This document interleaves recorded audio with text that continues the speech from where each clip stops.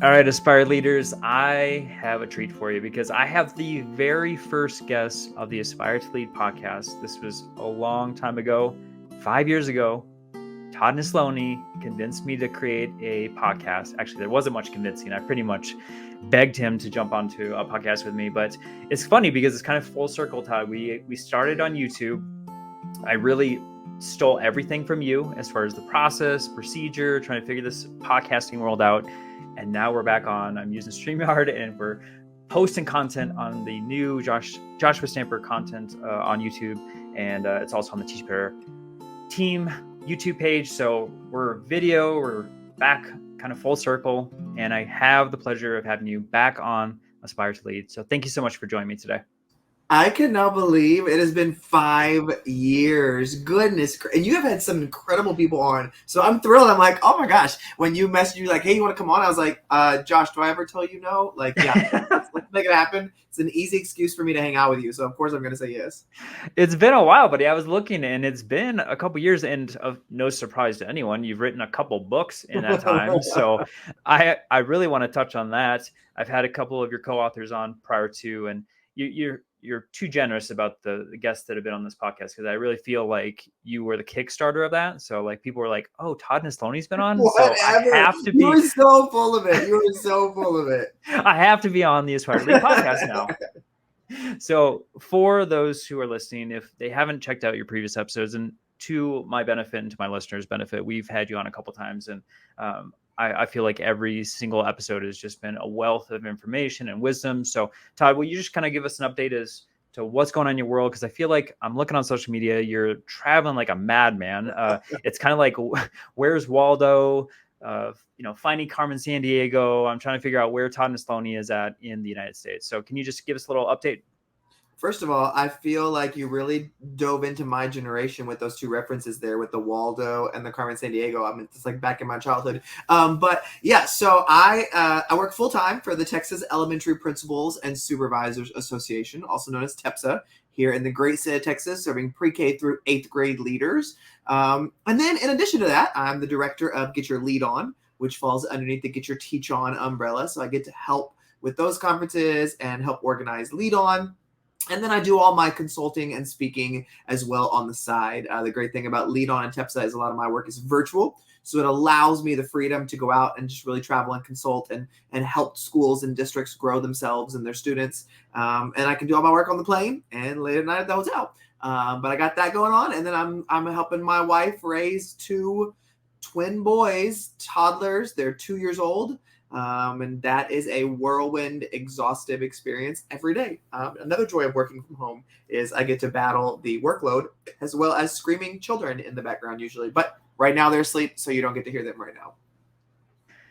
I mean, between your kids, my kids, and different animals in our houses, who knows the interruptions that may occur. But that's the fun of going live and doing this, is because you just never know what's going to happen. So, Todd, I want to talk about TEPSA first, because I've had the pleasure of joining you in a couple of events here. I know you have different conferences that go on throughout the year. So is there anything that's coming up that would be beneficial for our aspiring and current leaders?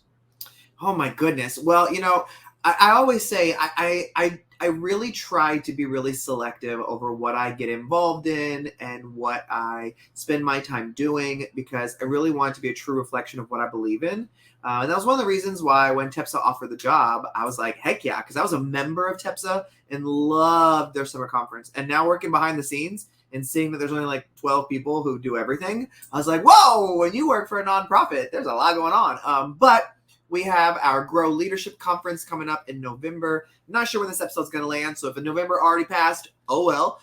You can check it out next time. But we also have our summer conference coming up in June. That is literally one of my top 3 favorite conferences ever that I'm a part of. And so I'm so proud to be kind of helping organize some of that now, just because it's always been one that I loved. But yeah, it's a blast, and it's at the Kalahari Resort, which is in Round Rock and has the largest indoor water park in the United States. So definitely a great getaway and some great learning. So we also offer lots of online stuff too, which is for members and non-members. So we've got a lot of stuff that we really try to reach people where they are. Well, I've been a member of that community for quite some time, and I can tell you that the multitude of resources that are out there is phenomenal. And I know, Todd, that typically folks think of that as just for elementary administrators, but that's not the case. It's also for secondary, if I'm not mistaken. Yeah, and I'm so glad you said that because that's one of the biggest things we try to get across. Because yes, elementary's in the name of our association, but we are a pre-K through 8th grade association, so we do serve all the way up to middle school and junior high. And the S in TEPSA actually stands for supervisors. So we have a lot of members who are superintendents, assistant superintendents, anybody and everybody. Because for me, I love the stuff that we offer for growth and all that, but I always tell people, no matter what role you have in education, you should be involved in the association that fits your role. Whether that is your teacher association, your instructional aid association, your principal association, whatever it is, you need to be involved because almost every association comes with legal protections. And as all of you know, we live in a very volatile world these days. And so I always tell people in Texas, if you are an administrator in Texas and you aren't a part of an association, you are really putting your career at risk. Because for me, that was the main reason. I never needed the legal protections of TEPSA, but it was nice to know I had them just in case. Because I work with some people who are like, oh, well, my district has things like that. And I'm like, oh, that's awesome. Great. But what if your issues with your district? Then what are you going to do? Because then you're kind of screwed. So always recommend, yes, it is an investment, but all the good things that you want to be a part of are worth an investment. So Oh my goodness, yes. And I love that you said that because I think there's a lot of components that we just forget about because we're just in that rat race of things going on and we just assume, oh, our district will take care of us or these folks will. I have this community here, but there's so many things that you don't even realize you need until like I can think of several sessions at the conferences that you guys host that I was like, oh yeah, I probably should look into that. Wasn't even something that was on my radar. Todd, I know that we're going to pivot into your books, and I wanted to touch on one that is a little bit different than what you've written prior to. And I don't think there's any good segue here other than, reading it, it was just good for my heart. Like it was just a fun way to experience a book that wasn't in the educational space. And I think you're going to do a better job of explaining to the listeners as to what this was. I know you had multiple authors that you collaborated with. I think there was 4 other folks, and the book's in this season, Words for the Heart. And I just love the illustrations. I love the setup. It was just like this beautiful, emotional, and heart-wrenching, sometimes breathtaking a selection of like poetry and words that were written. And I just absolutely love this book. So I want you to talk about it, maybe just like the inspiration behind it, where it came from, and why you wanted to get a part of this project. Well, first of all, that means a ton. This book, like you said, was definitely something different. It's funny. After every book, I'm like, I'm done. Like that took everything out of me. I'm not writing again. And then it's like, oh wait, I do have some more in me that I want to write. But this one came from an idea of 2 things. One, I wanted a book that could be for anybody, not the word educator anywhere in it, but that could be that anybody could pick up and find value in. I didn't want any limiting elements. And when I was thinking about like, what could I put out there in the world? It was right at the beginning of COVID. And there was just so much going on in our world. So much negativity, hurt, worry. And I just thought, I want to put something out in the world that does the opposite of that. That is a source of refuge, a place where people can go to get some inspiration, anything like that. And I thought, I'm such a collaborator that I was like, okay, I really want this to be different. Who are 3 people that I could collaborate with that I never have that could really help bring unique perspectives, who come from different walks of life, different cultural backgrounds, different experiences and careers. So I reached out to a friend in California, one in Indiana, and one in Tennessee, and said, hey, do y'all want to write a book with me? And one of them was a spoken word poet. And he was like, can I write poetry? I'm like, yeah, it's going to be all kinds of stuff. And so I was like, I just want us to create something together, to just find words that means something to us and write to that word. So that way, when anybody opens the book, they don't have to read it from cover to cover.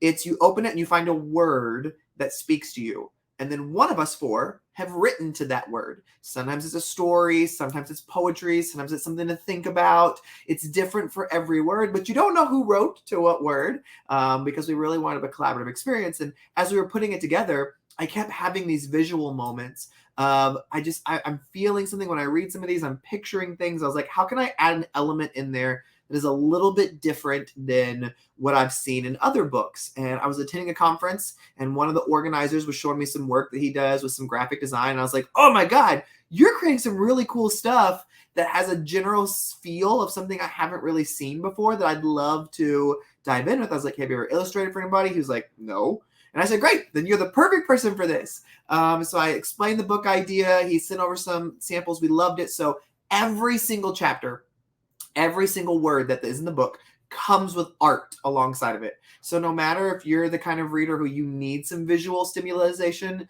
as you do that, or you just want to read the words, you've got something for every single chapter. No chapter will take you more than 2 or 3 minutes to read. So I kind of describe it as kind of like a devotional. It's just meant to pick up when you need some of that inspiration and hope. And it's been really cool for me to see some of the emotional reaction from people that's a little different than other things I've put out there, especially when it's not a book for educators. And that's been hard to get across. I mean, when all the books you've written have been for educators, it's hard for people to understand, like, wait, this isn't for teachers. And I'm like, well, teachers will get value out of it. Obviously, they're real people too. But this book can be for anybody. It's a great gift. It's a great thing for you, no matter what your role is. And so I love the book so much. Yeah. I love the part where you were talking about how quickly it is, because it is such a fast read. I plowed through it, and for me, I know it would probably be better to go like day by day and just like really soak it in. But I was just enthralled with the book, and so I just like powered through it all. And for myself, I know Todd, you're the same way. Like that visual aspect too is so powerful, and I just love the artist that you know got for the book, and how that theme was just kind of tied throughout the entire read. Yeah, it really came out to be something special that I'm super proud of. I do a terrible job marketing it online. So if you haven't heard of it, that's why. Because I'm really like, how do I market this? Like it's such a big thing to wrap your head around how different it is and how we tried to be special with it and really intentional. And so I don't do a very good job marketing, but I love talking about it. So Well, it's a powerful project, and for those, like Todd was saying, like for those who are looking for just a bit of inspiration each day, you know, it's a quick read. Maybe it's just something you pick up in the morning before you go to work, and go through a potentially a tough day in the world of administration and leadership. I think this book is for you, especially right now in this season, right? Of just getting out of the beginning of the excitement of the school year, and the honeymoon period is potentially over, and it's getting a little more difficult. This might be a good read for you just to pick up and get you through your day. well, and and the other idea behind us designing this was this could be an individual process that you read through the book, but we also, because we had all this intentionality behind it, we also have Yep. this idea this is be a great book for anybody to read with their group, with their association, with their grade level, with their campus, with their business, whoever they are, that you could be like, hey, let's read this book together. Because no matter what walk you're on in life, you're going to get something. That's why it's called In This Season, because we talk about how every season of life matters. And so we separate the book into the 4 seasons of life. And so it's that idea of this is like sometimes you pick books to read together with your team, and not everybody's like wanting to get value out of that area that you're trying to grow them in. Whereas in this one's a great one to say, hey, let's just read this, show up tomorrow, let's talk about it. What'd you get out of here? What are you feeling? Because sometimes we miss that deep human connection by focusing so much on the professional connections. Such a good point. I think that would be a really powerful book study. Not because, like you said, it's not like we're focusing on one thing. It's not like, hey, let's learn about standards-based grading, and sometimes the conversation may not be rich, although grading sometimes gets the best of all of us. So I think I've had some really intense conversations on that topic. So that might not be a good example, but um, as far as just connecting with human beings and what's going on in their life, I think as a team that would strengthen that core more so, understanding what's kind of going on in the background and in their lives. So I love that idea of folks, Yeah. schools, building leaders, maybe using this as a resource to stem some conversation points to learn about each other. Exactly. And having an easy source of inspiration if you need something to send out to your team, we made it for you. Yep. All right, buddy. We have talked about you just powering through all these amazing resources. I had your co-author, Tyler Cook, on right when this book came out, Building Authenticity, a Blueprint for the Leader Inside of You. Absolutely love this text. If you go to joshdapper.com, go to resources, I've got several of Todd's books, including this one there. It's an easy click of a button to pick up this book. But this is such a beautiful text because, I mean, this is exactly what this podcast is built on, right? Is trying to figure out, like, what are your core values, trying to have some self-awareness, reflection, and then also some feedback into your own life. And that's what this book is all about, man. And it's such a powerful resource. I think anyone that's listening should rush out and get it, because I think it doesn't matter if you're a brand new administrator or a veteran. I think this is a key piece to just go back in that reflection process. So I would love for you to touch on this book and the reason you and Tyler felt it was important to get this out to the world. Yeah, so this is my newest book. Came out after In This Season. And as you can tell, I shifted a little bit in this season, trying to design something that could be for anybody. And then I shifted again, and I was like, okay, there's a lot of great leadership out there. I love Simon Sinek. I love John Maxwell. I love Chip and Dan Heath. Like, there's so many people that I love and admire it and the work that they're doing. And I was really thinking about, I really want to help people see the leader within, no matter what their job title is, no matter what they're choosing to do with their life. Every one of us has a leader within. And it's always broke my heart that when I talk to people, and if I were to ask them to describe themselves in 5 words or 10 words, most people don't use the word leader in those first 10 words. And because they don't see themselves as somebody who's impacting others. And I'm like, I don't know what you're talking about. You impact people every day, whether you want to or not. So you need to start seeing yourself as a leader. But a leader, like I said, isn't a job title, because we lead at work. We lead when we go home with whoever's at our home, and we lead when we go out with our friends. And all 3 areas of those leadership points in life matter. And so when I wanted to write this, I got Tyler Cook was a friend of mine and was doing incredible work. And then we were talking about leadership, and I was like, whoa, you have a doctorate in authentic leadership? That's a nice tie-in to what we're talking about. And so I was like, let's write a book. And he was like, wait, are you serious? And I'm like, well, let's write some stuff together and see if we actually work together and flow. And because it feels like our ideas align, I want to make sure this fits. And so he loved the idea of really just focusing on every area of life. And again, just like within this season, we don't mention the word educator anywhere in the book, because we wanted to write a book that no matter how you're defining yourself, you can learn and have a blueprint on how to create that leader within, so that you can be the best version of yourself, no matter who is in your life or what you're choosing to do with your day-to-day moments. And so it's a really exciting book, super proud of it. Just recently, we've really got it into several companies. And so getting to see some of the work that me and Tyler as educators put into this book, but seeing some of those ideas of educational leadership now go into some of the corporate leadership has been fun and exciting. But my favorite part is finding someone who never defined themselves as a leader and then has read the book and been like, thank you. Like, I got this, this, and this, and that's what I'm focusing on. And I'm like, yes, that's exactly why I write this, just hoping one person can find some value out of it. So it's been a blast. Oh, I can assure you more than one person has found value from this text. And I think you're right, bud. I mean, like, some of the most powerful conversations I've had and some of the most enjoyable ones is bringing someone in and letting them know, like, I see leadership qualities inside you. And honestly, like, every single time the person sitting on the other side of the table is shocked. And that it's fun to, like, bring that to light in their life. But at the same time, it's kind of sad too, because that they don't see that inside themselves. So I'm so glad that you touched on this, not only in the book, but here in this conversation. Well, thanks. I appreciate that. And it's been a blast getting to share about it. So I love seeing the feedback, and I love that I'm getting to branch out into outside of education just to kind of hopefully inspire people regardless. And so just to see that feedback has been fun. Awesome. Well, Todd, you had touched on another resource, another event with Get Your Lead On. And I would love for you to share about that, because, with this podcast, I want to really highlight as much as possible for folks, because, administration is hard. It's a hard role. Sometimes you feel like you're on an island. You're doing this by yourself and you don't have a lot of support. And so I want to make sure that people are connected in different ways and in different communities, so that they feel like they have someone to turn to in a time of need. So will you just share a little bit about that organization and what folks can get out of Get Your Lead On? Yeah, so Get Your Teach On was born of the idea that conferences could be done differently, that they could feel different, And after attending one, I fell in love with it, was friends with the organizers, and my buddy Adam DeVico and I pitched the idea of what about a leadership one? Because we were like, there's a lot of really great leadership conferences out there. I could list them off the top of my hand.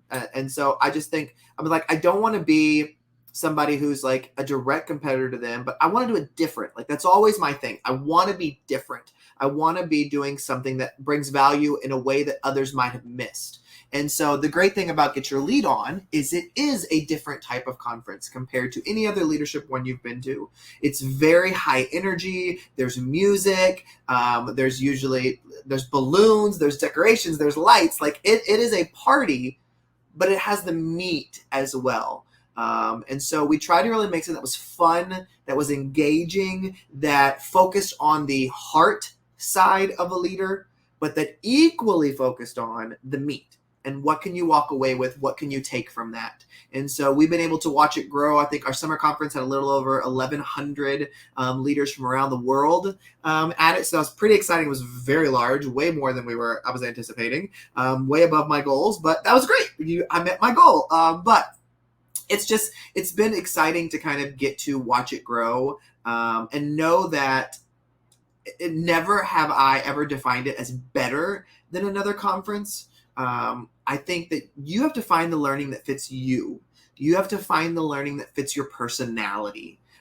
There are times when I want to go to a conference and I just want to pick my sessions and go from room to room and not talk to anybody, not have any games I play. I just want to go and sit and learn. And then there are times when it's like, well, I need a break. Like, I want to go and learn this, but I want to be fun. Like, I want somebody to do something silly. I want somebody to make me laugh. I want somebody to make me cry. And I want some takeaways because my job, I obviously need to be getting better at every day. And so I think it's finding what you need at the right time. And for me, Lead On is that place that is high energy, exciting. I know I'm going to get good content from people around the country. And it's a great opportunity to meet other leaders from around the country, which is true for any conference, but Lead On especially is designed for you to get to know other people and form those connections so that helps you become a better leader too. All right, I want to touch on one last piece of content that you have available, and not to get away from Get Your Lead On, because I think that's a phenomenal event. And plus, if you haven't seen Todd Nesloney speak before, oh my goodness, powerful, tears. I have seen audiences just completely moved, and thankfully I've gotten to see Todd speak, well, more than I can count, and every time it is phenomenal.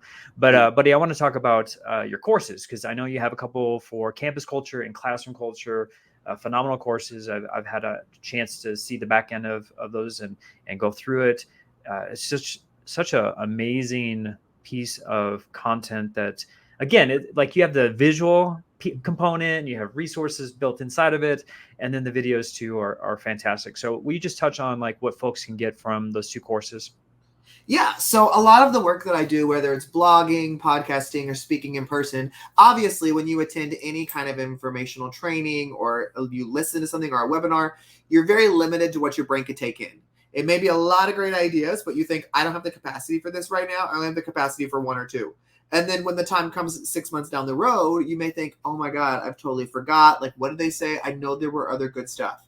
And so that was kind of the idea behind creating a course, was that people could sign up. I wanted it where they would get lifetime access, where I was in full control. So if they needed to contact somebody, they could contact me, where they could get learning directly from me. And so I was like, but I really want to focus on the culture aspect, this kind of evergreen idea of what are some things that I can share where no matter what year you sign up, there's going to be value there for you, where I can put over 100 ideas so that even the first time you watch it, that's why you have lifetime access. So you can go back and get more and more and more. You can watch it with your team. I designed one that was an administrative line and then a classroom line. And they're very, very similar except for one module in each of them. And that one module focuses more specifically on classroom, more specifically on campus. But otherwise, it's just over 100 ideas and me just sharing them. And then it's not just the videos. You'll get some PDFs. You'll get some links to documents, things like that I've already created for you, or that stuff you may need to share with the team that's already made for you. So I really try to not only have great ideas, but also eliminate a little bit of the workload for you as you go through the course. All right, bud. So toward the end of our conversation, I always like actionable items, right? Because it's one thing to like go through or maybe like go to a conference, read a book. I mean, we consume so much, but it's the taking action piece, right? And I would love for you just to share. I know you were a phenomenal administrator. I got to visit your campus multiple times, see you in action, even when a fire alarm was pulled in the middle of a meeting. I mean, I've seen it all. Yep. And you have always just been phenomenal. Like I've even witnessed you just in the cafeteria, just, doing duty there and like working with the kids, and it was phenomenal. But, if there's one thing that someone can do to enhance their leadership journey, is there something that you tried out, it worked beautifully, and it was something that you implemented, and you feel like every administrator should also do something similar? If I know you probably have like 1,000 examples of what I'm asking, but if you could just like maybe just share one or two, I think that'd be fantastic for our listeners. Yeah, I think the biggest thing for me, it comes down to if I want to be a leader that's worth following long term, I need to make sure the people I'm leading know that I'm not above them. Yes, I have a title that's going to require me to make some decisions that you may not like, but I'm going to serve alongside you and serve you. I think sometimes we get into leadership roles and it's so exciting to be in charge that we forget where we came from, and we lose sight of that idea of servant leadership. And so for me, I did morning car duty every single morning. I had a one lunch duty every single day. My whole admin team did. And I did afternoon car duty every single afternoon. Unless, of course, there was an emergency meeting or something like that. But that was just the start of what I wanted to be. I wanted to be the face that was there present, that was there serving, that didn't expect my team to do something I wasn't going to do as well, which then, of course, led to me making sure that when I see staff members and I'm building those relationships and it's a rough day for someone, I should have the ability to walk into their room and go, you know what? Go take a 30-minute break. Go do what you need to do. Run over to Sonic, to Starbucks, whatever. I got your class. Like, and then, well, I don't have this organized. It doesn't matter. I've been a teacher. I should know what I'm doing. I've got your class. It doesn't matter what grade. I can do something with your class for 30 minutes. But I want you to just go take a break. I just want you to go breathe, whatever. And that was really important to me, to make sure that I had those relationships built enough that I could know when those difficult days were. I was in the classrooms as much as I could be. I wasn't stuck in my office all day long, every day. And on the other hand, I know that some administrators, we do find ourselves in the office a lot because we're dealing with students or parents or teachers. I get that. But you need to be intentional about the time. My principal that I worked under when I was a teacher is the reason why I started this, because I remember every single morning she would stop by my room and say, "How's it going? Need anything?" And I never needed anything. And it's so funny that, to me, I can still remember that she stopped by every single morning. And did I need that? No. But did I really appreciate that from the leader of my campus? Yes. I really like knowing if I do have something that comes up, I know she's going to walk by so I can talk to her and get it out then.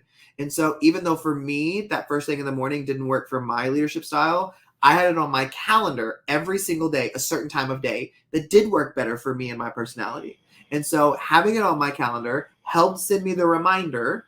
Also let my secretary, who had access to my calendar, know that, Todd, you're not supposed to be in your office right now. You're supposed to be over here, saying hi to people. And so having those kind of things in place fit my personality and allowed me to serve my people. Did I always do it the best way I could have? No. But I think you have to give yourself grace and understand that you're going to look back on days and go, that day was a complete failure. Or I really let people down when I didn't show up for this. Or I sucked at this for a week. I need to get myself back in track because I've let other things take over.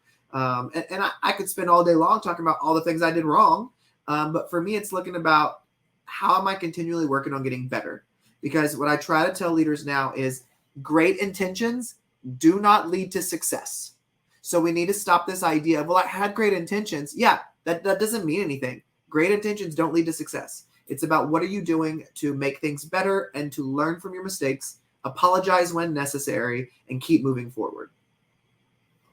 Love it. Well, Todd, I saw you firsthand. I know no one is perfect in administration. We all fail every single day. But like you said, we got to sometimes give ourselves grace and then, make sure that we're reflecting on like, what can we do better the next day? And sometimes we do go through ruts. I mean, as you know, things come up that really beat us down.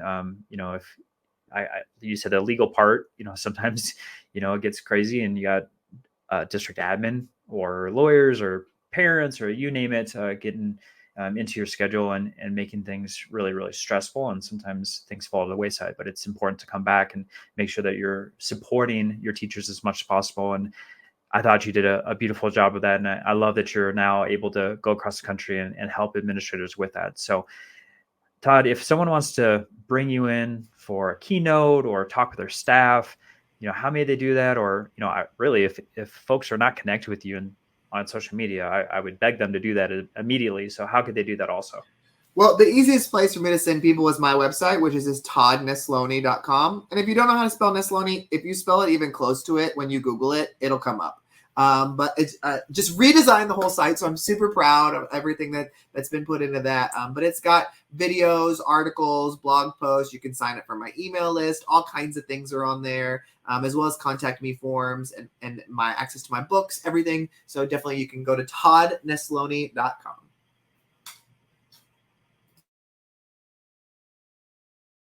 Well, if you're watching on YouTube, I paused because I was trying to create a banner for this, since we're on YouTube. So let me see if I can get this up here. Like that, right? There you go. Bravo. All right. So I need to be faster in my typing skills, but toddnesloney.com. It's on the YouTube page here. So if you're watching on video form, you just copy and paste that on there. I'll put it in the show notes though for folks. If you're on your podcast app, you can just click on it. It'll go right to Todd's website. There you can find his blogs, his courses, all his books. I've lost count. What are you, like 20 books in now, Todd? 6 plus a children's book. That's it. And I really am done for a while right now. I'm still trying to recover. So Oh, I totally understand that. I was still recovering from my first book, so I don't know how you do 6. it. But I am getting that itch, so maybe I'll have an announcement here soon about a potential of a second book. But I'll just kind of tease that out for now as I'm percolating on a new topic here. But just so folks know, as far as Aspire to Lead, my book, Todd Nesloney, I had the privilege of having him write the foreword to the book. So if you want to read some additional content of his, he wrote a beautiful foreword. I am so grateful for you. And because the book is amazing. That's the only reason I agreed to write the foreword, because the book is amazing. So, well, I appreciate that, buddy. But the only reason I am here on YouTube and on podcast applications is because of the man that I'm speaking to now. You are an amazing administrator, leader, person. You are such a great friend, and I blame you for a lot of things, and they're all good things. I'll take it. So I appreciate you so much for being on Aspire to Lead once again, and for all the fantastic things that you're doing to support educators and leaders all across this country. Thank you, Josh. I appreciate all what you're doing as well.